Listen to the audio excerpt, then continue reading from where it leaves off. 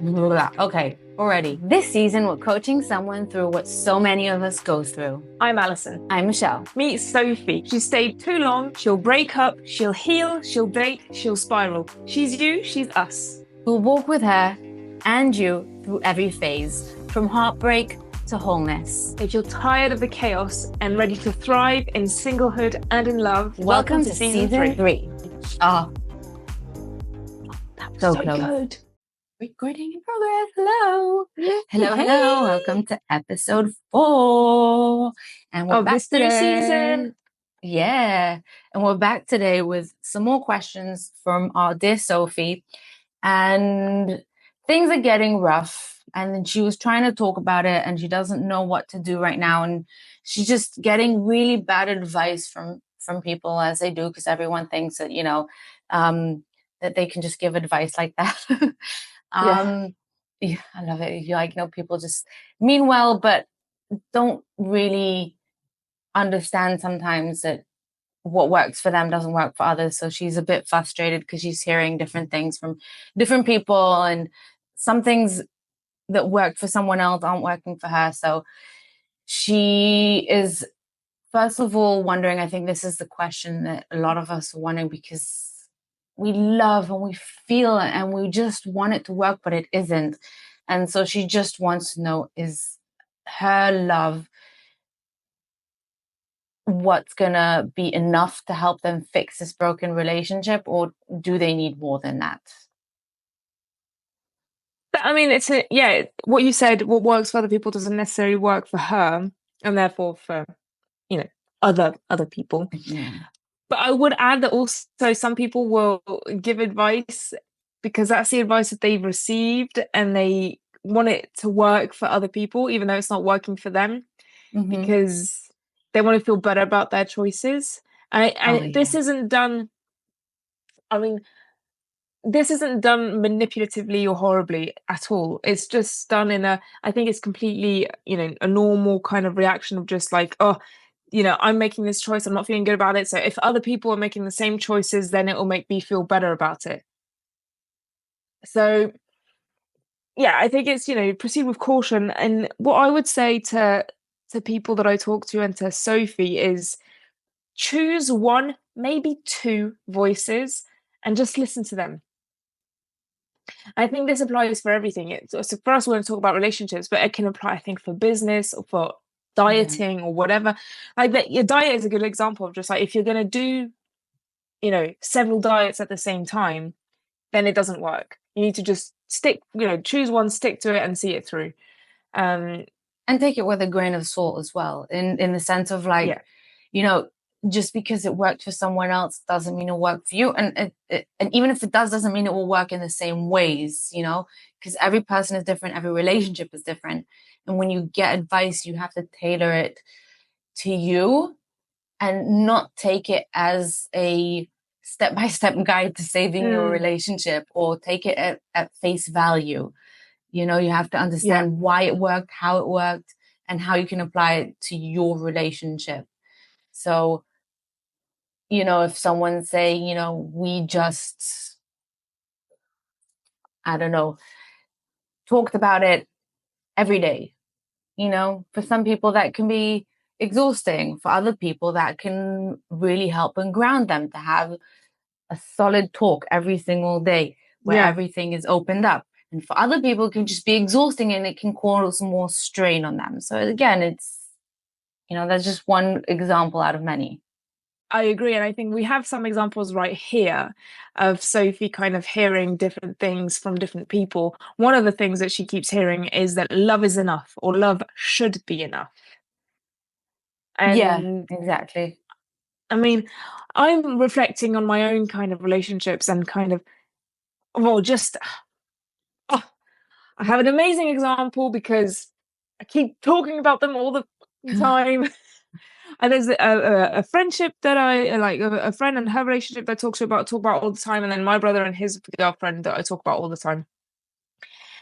And both of these, like, they love each other, but there's so much going on around them. Like, they don't have the same values? Are you, we value, one person's value is travel, the other person's value is kind of staying home and being with the family. That's not compatible. Or, one person's value is career, the other person's value is simplicity and things like that. And that is just, those are two opposite. Like, it's good to have opposites attract, and it's good to have, different belief systems, because I believe that it enriches the relationship. If you can build on each other's strengths, but there are some things that you just can't. And Hmm. so even though you love each other, which she loves her boyfriend for sure, it's Yeah. still not enough. And you need everything else. You can't, loving each other won't get over the fact that this person has a gambling problem, or won't, the fact that this person is polyamorous and needs to have several lovers and things like that. Love is important. I mean, obviously love is important, but it is not the only thing. Yeah, I think especially like taking into consideration everything we were talking about before, as in how are they in arguments that you're having? Are they just trying to jab you and hurt you and just win the argument, or are they Mm, actually also trying to listen and learn? Are they, being a true narcissist and just thinking of themselves? Or are they, trying to navigate and see how they can take both you and them into consideration?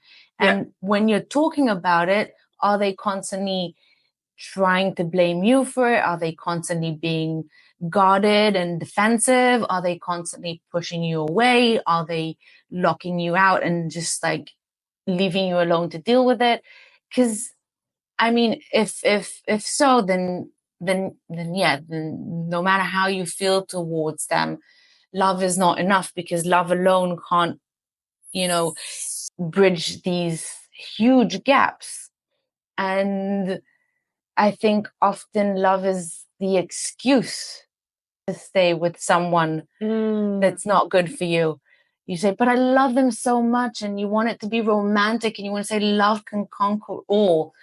And I just don't think that that's a healthy way to look at it, because a real true love, in my humble opinion, is one that not comes easily, but comes as close to easy as possible.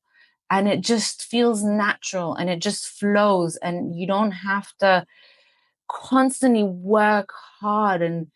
And that question of is love enough is not going to even come to mind, because there's no need to question it,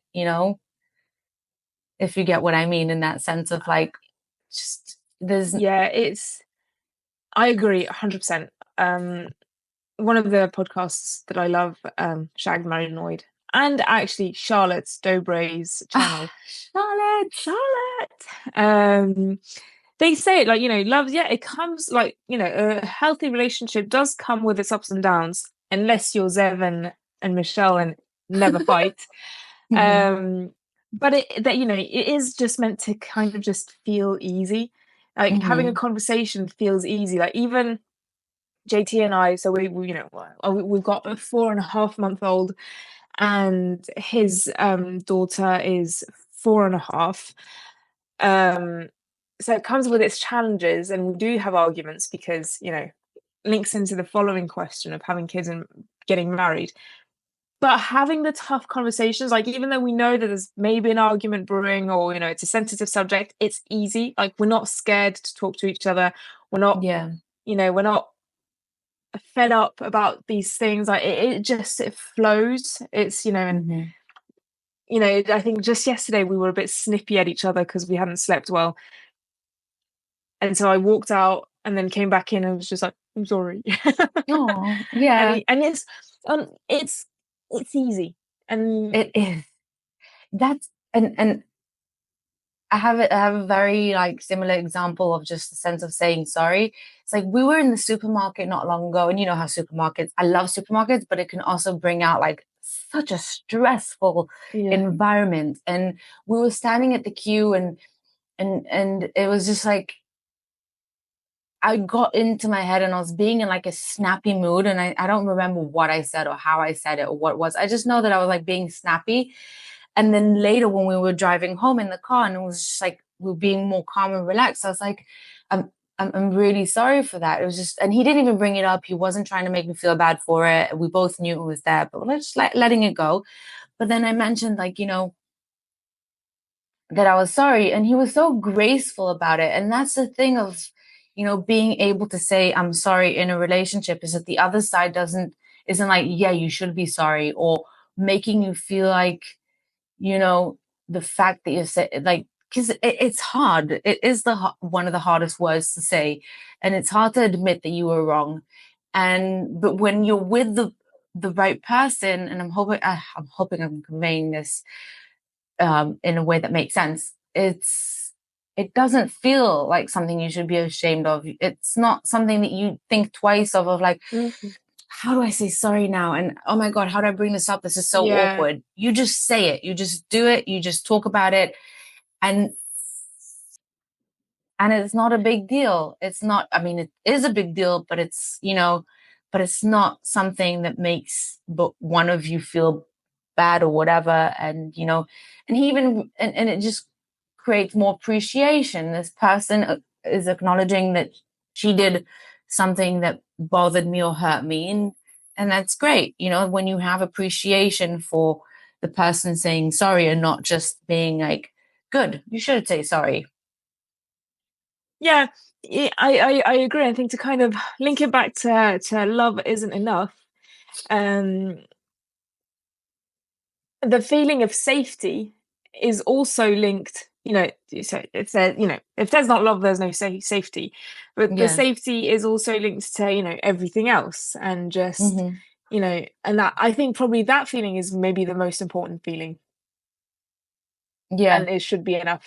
If you're not feeling exactly. safe, then it should say everything. Yeah. Because I think you can Hmm. love someone and not feel safe, whereas you can't not like if you're not in love with someone, there's no you don't really think about the safety thing. Do you see what I mean? Yeah.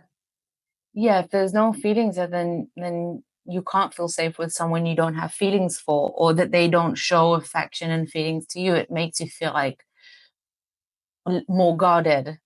And I think it's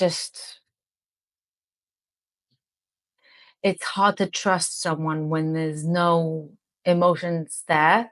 So yes, Mm. love is necessary and it's It's crucial kind of for like flour in a cake. yeah, yeah, It's exactly. It's the it's the main main ingredient, ingredient. but it's not the only one. Exactly.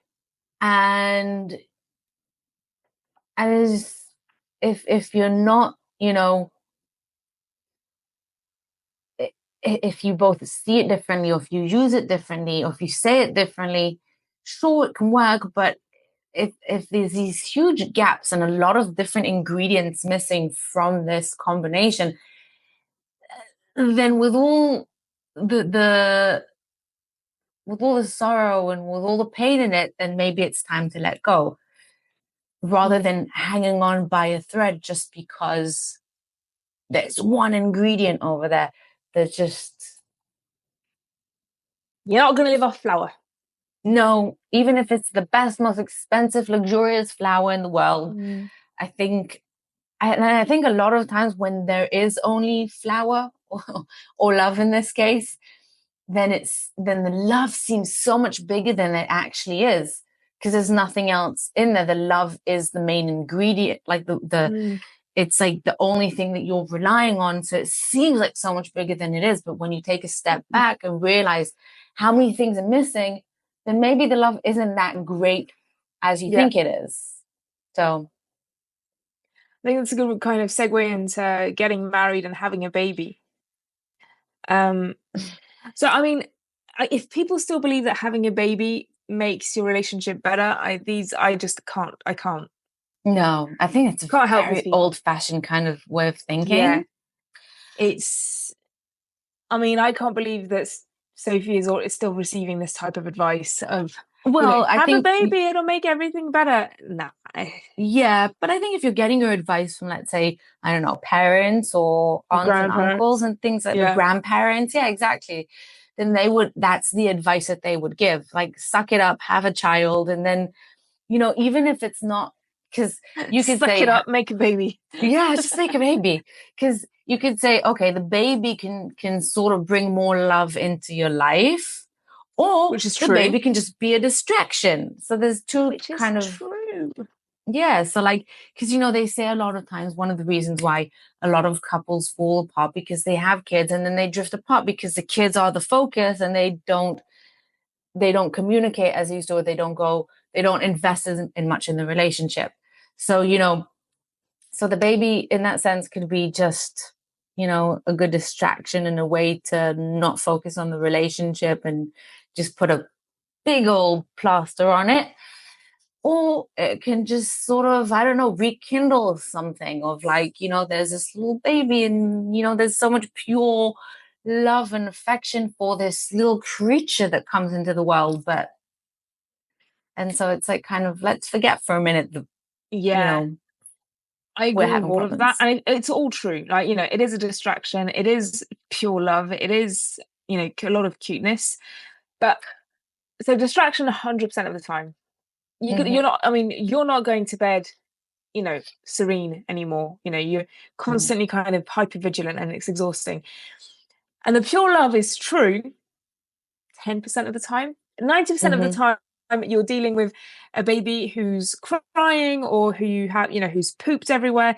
Just this morning, my son, he was lying down on his like playing mat and he's turning over and he was lying down and making these little noises that he usually makes. And at some point, I look at him and he'd thrown up all over and was Ugh. just kind of like his face all in the throw up and splashing around and like I was like, oh my god, like a minute Yeah. ago you were fine.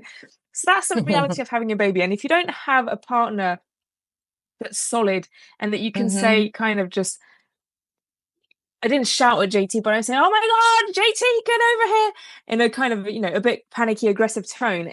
Yeah. If we weren't in a good place, then he would be, oh, F off, deal with it, things like that.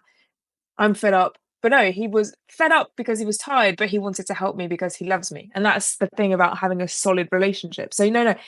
And so yeah, having a baby, sure, 10% of the time, a bit more than 10% of the time, but it's giggles and smiles and everything. But the rest of it, you're just hand deep, elbow deep in shit. Yeah. I remember my aunt used to say a very long time ago when I was young, I can't remember why she would say this to us, but she was like, every time my husband wants to divorce me, I just have another baby. And then that sort of like keeps them together.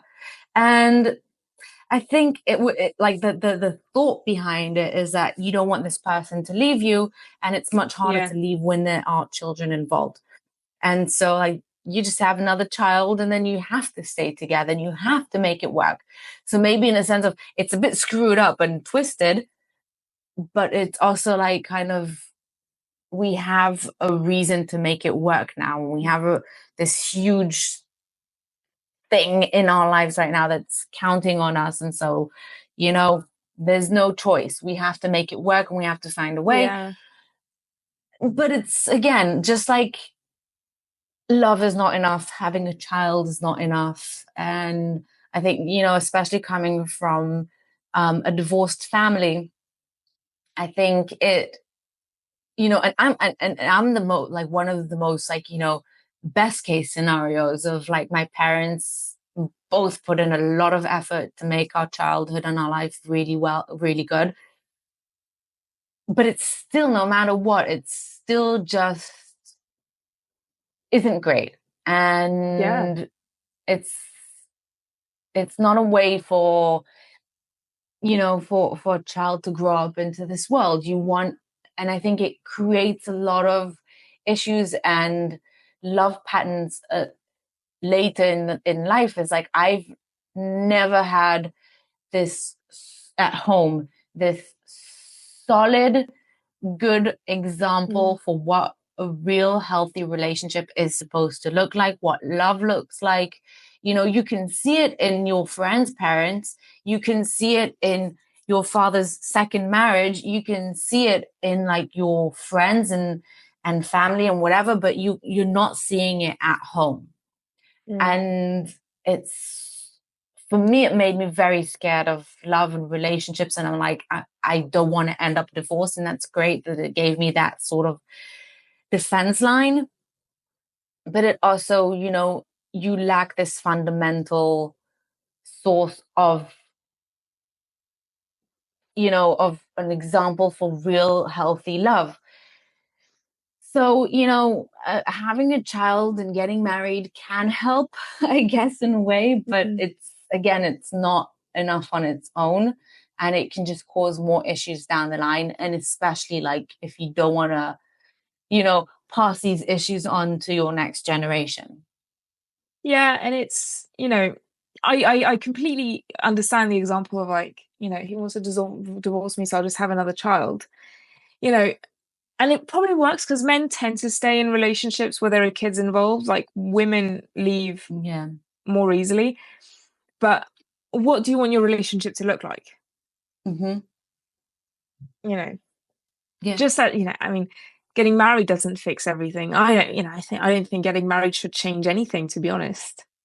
No, it's just this piece of paper saying that,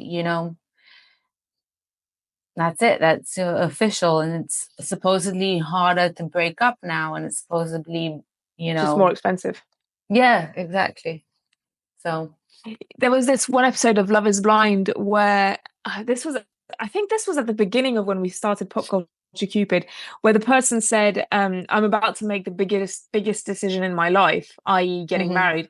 And it kind of, uh, getting Yeah. married should not be the biggest decision of your life. Having a kid should be the biggest decision of your life. But getting Hmm. married, it should just be, no, this is completely normal. Like, we love each other. We're going to stay with each other's lives forever.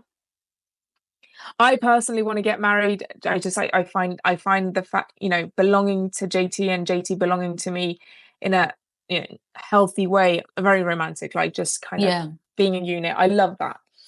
But it won't be the biggest decision we make. Like having Teddy and buying a house are big, big, big, big decisions, but getting Yeah. married should just be the normal. Yeah. If anything, it's very easy to get married. It's very easy to get a divorce afterward. Well, not easy, but it's like, it's not It's like the just, hardest thing. yeah, You don't have to study 4 years and get a degree to to get married. You don't need to,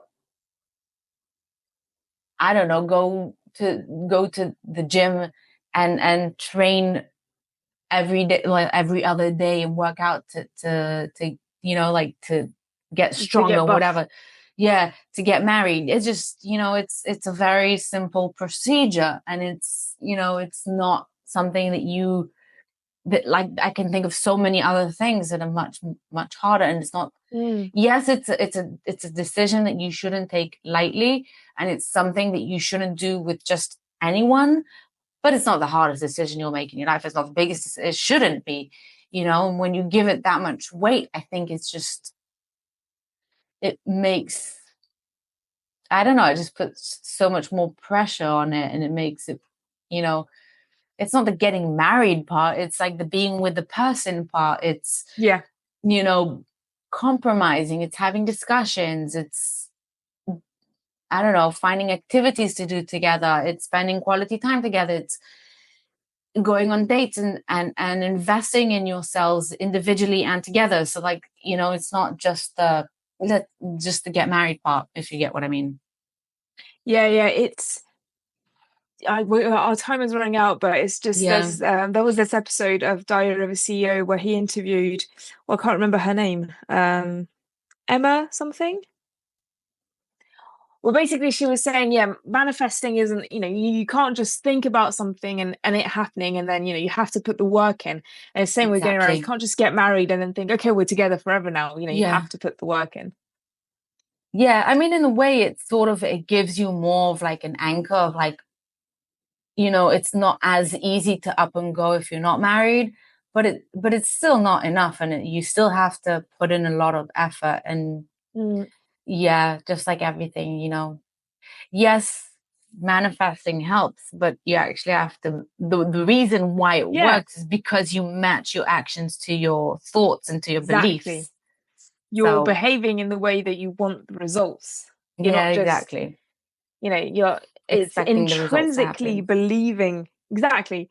It's just like, you believe that this is how your life is going to look like. And so you Yeah. behave in the way that your life is going to look like. Not you believe that this should happen and now you're waiting. Yeah. It's kind of like, I know I'm going to win the lottery. Do you play the lottery? No. Exactly. Yeah. I'm talking about Yeah. lottery because we're dead set on winning the Nice. lottery. That would be fun. Have you actually It's filled just, out a form though? no. Exactly. So yeah, expecting something to happen without actually putting any work is not going to work. Yeah. And taking it back to the first question, expecting your love to fix everything is also not going to work, because love in itself is not, it's not a tool. It's not something physical. It's an emotion. So, it can't really, yes, it can help and it makes things easier, but it's not, it's not enough. And, same goes to getting married and having kids. It's like, yes, it could help, but it's not enough. And again, it never comes down to just one thing. It comes down to putting in the Many effort. things. Yeah. And just having all the set of tools. This is what, and if you take the example of filling out the lottery, filling it out once is rarely going to do anything unless you're really extremely lucky. And I never believe in luck. So, it's a matter of like continuity of like trying again and again and putting in the work and, finding the right numbers and whatever. It's a terrible example, but like, you know what I mean? It's like, if you want to win and if you want to succeed, it's showing up again and again and trying and putting in the effort. So trial and error. yeah. So hope this helps, Sophie. Yes. And I hope this puts things into perspective, and I hope it helps you understand as well, like what, to take advice with a grain of salt, even if it's not intended to be bad, it could just end up being bad. Yeah, it's all coming from a loving place. It's all coming from a loving place, and it's just, listen to it. You'll know once you've heard the advice, you'll know if that rings true for you or not, and then just listen to that, and then just, thanks, but no thanks. Yeah, and you have to be honest with yourself, brutally honest, and it's hard because we tend to like lie to ourselves a lot and want to convince ourselves, no, but it works. We can make it work, but like you have to really be brutally honest, even if it's not what you want. Anyway, thank you so much, Sophie. Thanks, guys, for listening. Bye for now. And bye for now. See you next episode. And don't forget to like, comment, subscribe, wherever you're listening. Bye. Bye.